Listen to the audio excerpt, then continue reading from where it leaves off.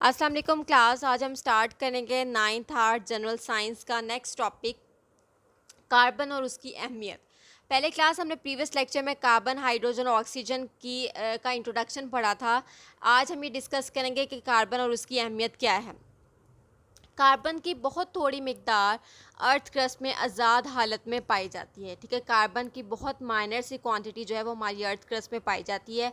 ये करीबन 1 लाख मुख्तलिफ इकसाम के मुरक्कबात का हिस्सा है। कार्बन जो है वो तकरीबन इतने जो हैं वो मुरक्कबात का हिस्सा है, मतलब कार्बन जो है वो हर एक एलिमेंट में जो है वो इस्तेमाल होता है। अगर हम कार्बन डाइऑक्साइड की बात करें, हम मीथेन की बात करें, कार्बन डाइऑक्साइड का फार्मूला CO2।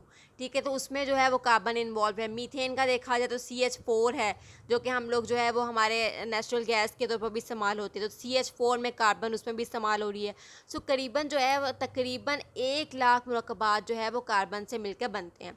कार्बन के एटम एक दूसरे के साथ मिलकर लंबी जंजीरों वाले और गोल हलकों वाले रिंग कंपाउंड्स बनाते हैं।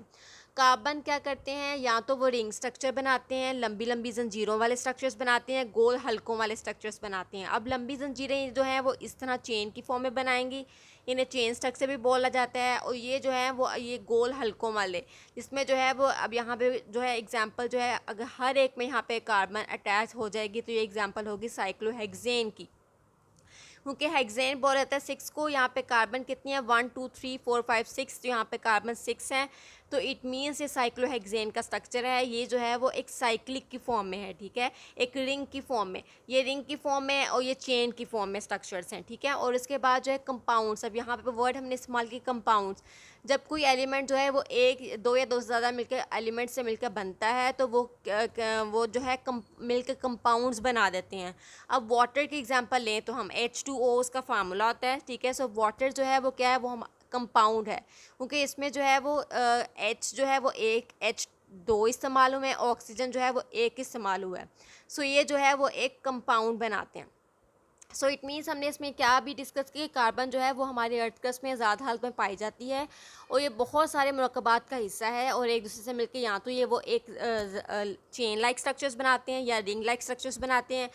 और इसके बाद नेक्स्ट है एलोट्रॉपिक फॉर्म्स ऑफ कार्बन। सबसे पहले एलोट्रॉपिक क्या है, जब कोई एलिमेंट एक से ज़्यादा तिबी हालतों में पाया जाए तो इस अमल को एलोट्रॉपी और ऐसी मुख्तलिफ तिबी हालतों को एलोट्रॉपिक फॉर्म्स कहा जाता है। जब कोई भी एलिमेंट जो है वो एक या एक से ज़्यादा तिब्बी हालतों, मतलब एक से ज़्यादा फिज़िकल स्टेट्स, ठीक है, उसकी जो फिज़िकल स्टेट्स हैं, जो उसकी ज़ाहिरी हालतें हैं, अगर उसमें एक या एक से ज़्यादा हालत में पाया जाएगा तो उसे एलोट्रॉपी कहा जाएगा। और ऐसी फॉर्म्स को क्या कहा जाता है, ऐसी शक्लों को क्या बोला जाता है, एलोट्रॉपिक फॉर्म्स बोला जाता है। अब इसकी एग्जांपल क्या है, डायमंड, क्योंकि डायमंड भी एक से ज़्यादा फिज़िकल स्टेट में पाया जाता है। ग्रेफाइट हैं, बकी बॉल्स हैं। वन बाय वन हम सबको डिस्कस करते हैं। सबसे पहले डायमंड, ये कार्बन की बेरंग, शफाफ और क्रिस्टल हालत है जो ज़मीन की गहराइयों में बहुत ज़्यादा हरारत और दबाव से बनता है। जब ज़मीन का बहुत ज़्यादा टेम्परेचर प्रोवाइड किया जाता है तो ये बहुत ज़्यादा हीट से जो है वो डायमंड फॉर्मेशन होती है, डायमंड बनता है। इस्तेमाल क्या है, ये ग्लास काटने, कीमती पत्थरों को पॉलिश करने के लिए इस्तेमाल होता है, क्योंकि ये इसकी जो सरफेस होती है बहुत ज़्यादा जो है वो नोकीली होती है। सो इससे जो है वो हम ग्लास को आसानी से काट सकते हैं।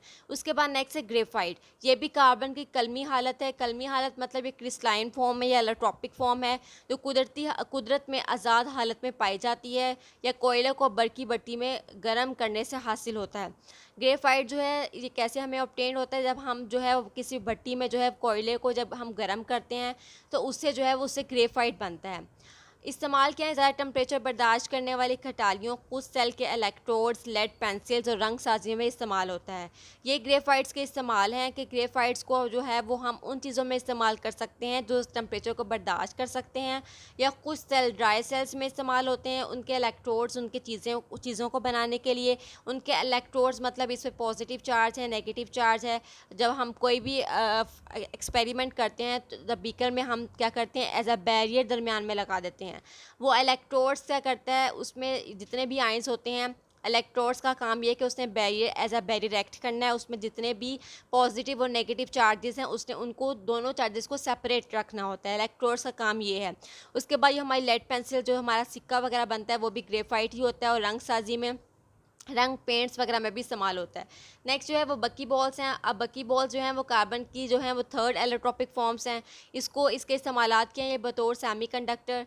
सेमीकंडक्टर किसको बोलते हैं कि कुछ ऐसे एलिमेंट हैं जो बाज़-औक़ात कंडक्टर बिहेव करते हैं और बाज़-औक़ात जो हैं वो इंसुलेटर बिहेव करते हैं, उसे बोला जाता है सेमीकंडक्टर। और कंडक्टर्स वो होते हैं जिसमें से जो है वो इलेक्ट्रिक करंट जो है वो गुजर जाए। और लुब्रिकेंट मतलब जिसमें जितने भी हमारे पेंट्स हैं, वार्निशेस वगैरह हैं, ये बक्की बॉल जो है वो इनमें इस्तेमाल होती है। सो आज के लेक्चर में क्लास हमने कार्बन और उसकी अहमियत में हमने पढ़ा है कि कार्बन के एलोट्रॉपिक फॉर्म्स कौन कौन सी हैं। वो है डायमंड है, ग्रेफाइट है एंड बक्की बॉल्स हैं।